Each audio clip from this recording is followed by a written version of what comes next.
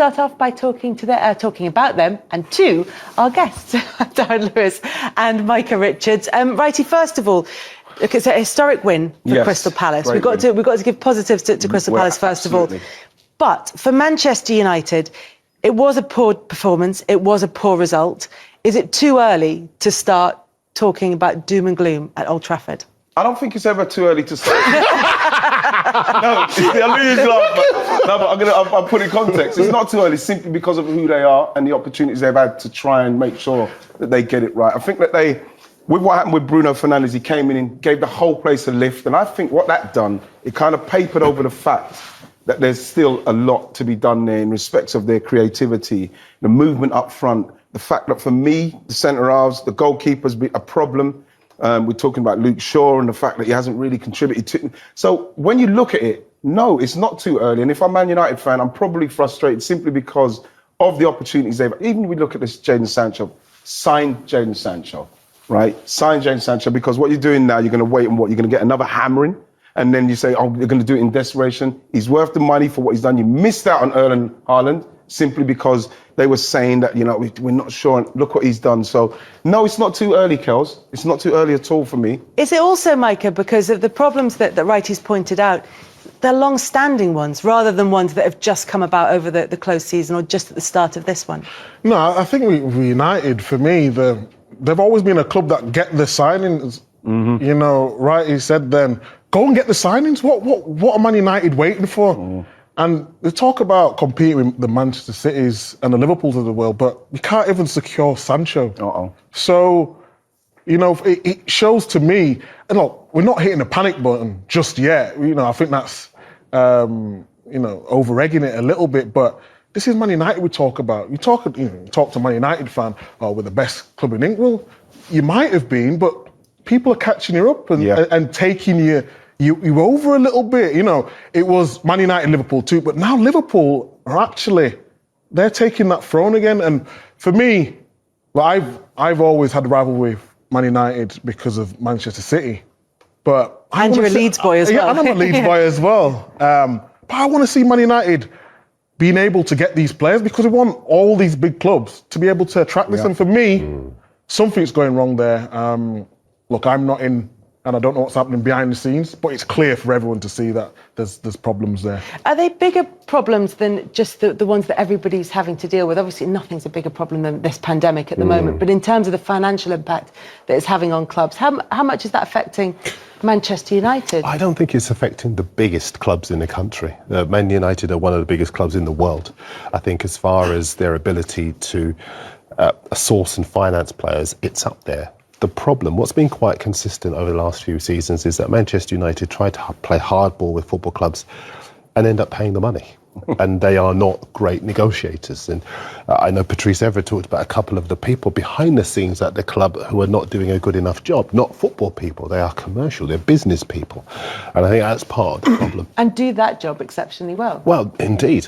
And I think when it comes to doing the football job and making footballing decisions, fans are not happy, and that's quite key, Kelly, because a lot of people think that it's being driven by the media, but fans in Manchester are very, very vocal and very forensic about the problems that are going on at the club. And so when you look at other clubs, they've either spent more, brought in better quality, or have left themselves in a good position. You said, Ian, before, they had a good run at the end of last season, 14 Premier League games that they were undefeated.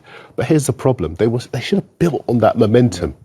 And they didn't do that. Waiting for as long as they have done does make it look as though they are panicking. And they are in a position that other clubs are able to take advantage of. Yeah, having had that run and working on the goodwill around them or the good feeling around them from the arrival of Bruno Fernandes would have been a time to try and seal any of those players that they were interested in. When you look at how much Manchester United have spent, and they have brought in Donny van de Beek in this transfer window, but when you look at the comparison between what they've spent and what the other clubs around them have spent, and Manchester United, which is a point we should come back to as well, nobody's gone out of the club either, which maybe is something we need to touch on a bit later on. But can you understand why Manchester United fans would be frustrated?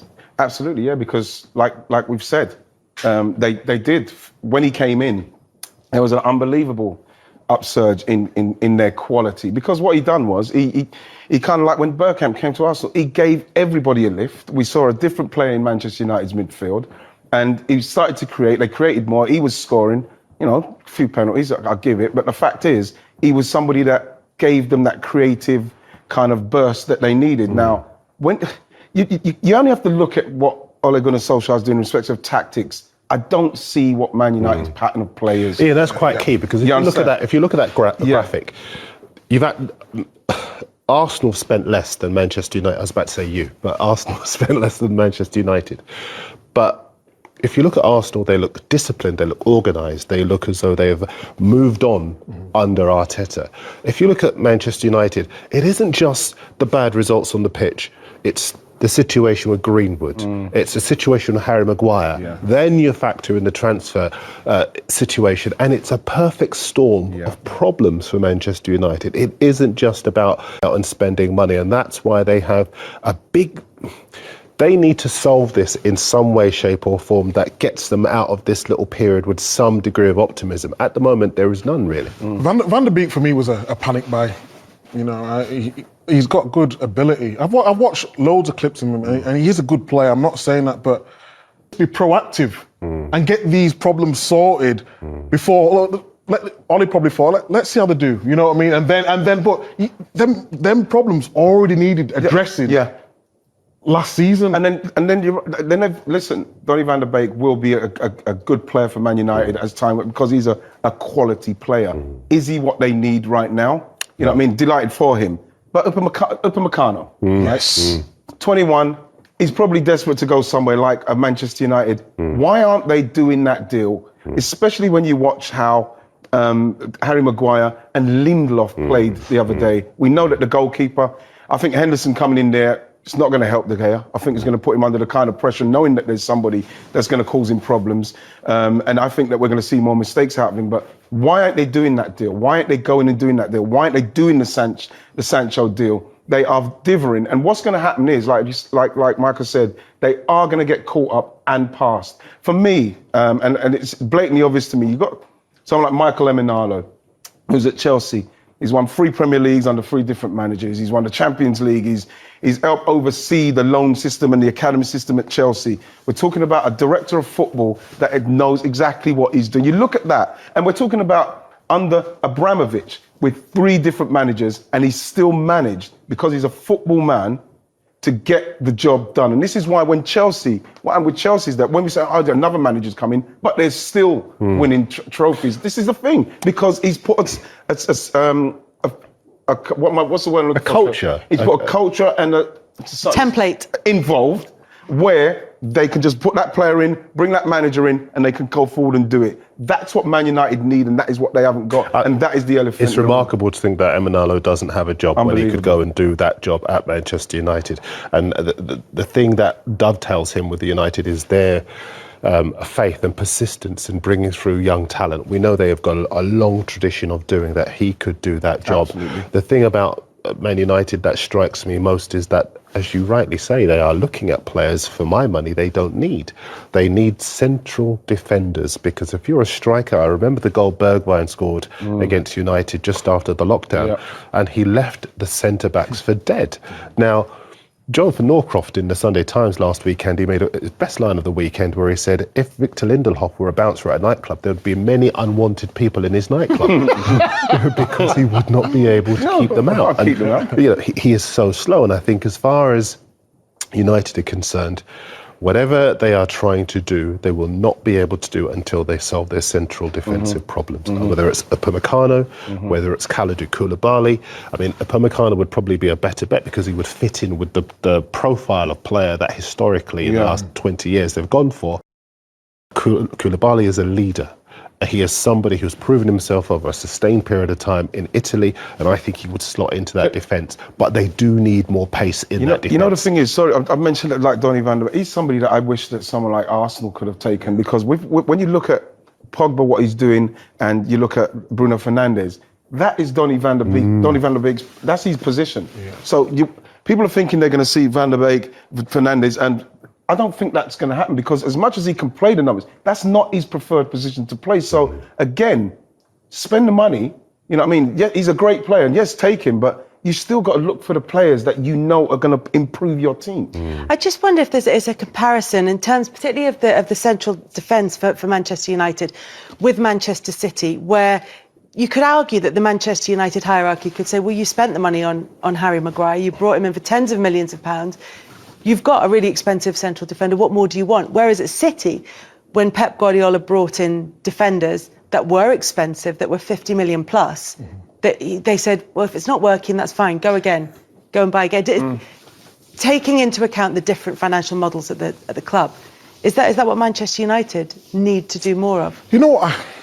I was a big fan of Harry Maguire, and I know he went for a lot of money, with 75 million pounds. 85. Or 85 million. We can't leave that 10 out. I thought that was euros. I tried to help you. You tried to help him out. But I don't think Harry Maguire is as bad as people are making him out. I think when he was at Leicester, it's less pressure. He's in the spotlight now. But when you've got two players who they've not played enough games together, and you don't know if we're going Barley, and like he's making Harry Maguire look worse, and they need to get that situation sorted out, because Man City have had players who bought Kyle Walker 50 million, Mendy 50 million, Cancelo 60 million, but it was a swap as well for Danilo. And the scrutiny on these players to perform is massive. I think Harry Maguire, like Darren said, the off-field problems as well that he's had it's just more scrutinised on him. I actually think if he had someone alongside him, like you mentioned, Koulibaly, I think he would be all right. But to just leave him and Lindelof, don't forget we got Smalling as well. Smalling had a terrific season at Roma. Yeah. Jones as well. And I just think that they should have sorted it out. And when these players come for these sort of monies, it's always difficult. Yeah, but Michael, the thing with Harry Maguire and being at Leicester, Hull before, is that I believe that his game is the same as it was. Yes. But like you say, maybe had players that get what didn't highlight, but he made those same mistakes.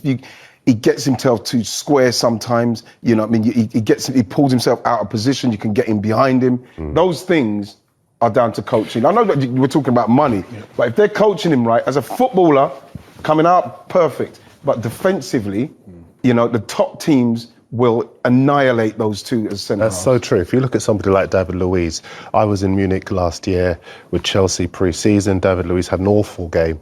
And after the game, he was talking about the fact that, don't worry, we're Chelsea, even though we got the transfer ban, we'll be okay. And then the next week he was gone. And he was at Arsenal. But when he went to Arsenal during the first half of the season, he was abysmal under Unai Emery. The second half of the season, he was coached. And you could see the discipline, the organisation and the leadership and the way that he was able to become one of the sum of the parts.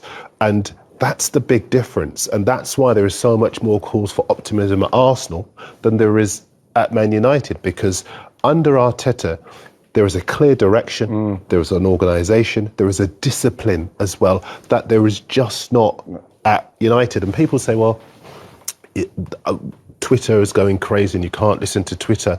Ollie Holt last weekend did a magnificent match report, actually. It wasn't even a column, it's a match report. And he said their managing director was on Twitter boasting about the capture of Igalo and how it was a top trend on Twitter. And there was a very key line in there where he said, you can't feed the beast and condemn it at the same time. And he's absolutely right. If you are going to set your stall, if you're going to use social media as a barometer for how you're doing, you cannot criticise it if it looks at you and says, look, you're not doing well enough in the transfer market. You're not doing well enough on the pitch. You're not doing well enough in terms of discipline because your players keep getting into difficult situations.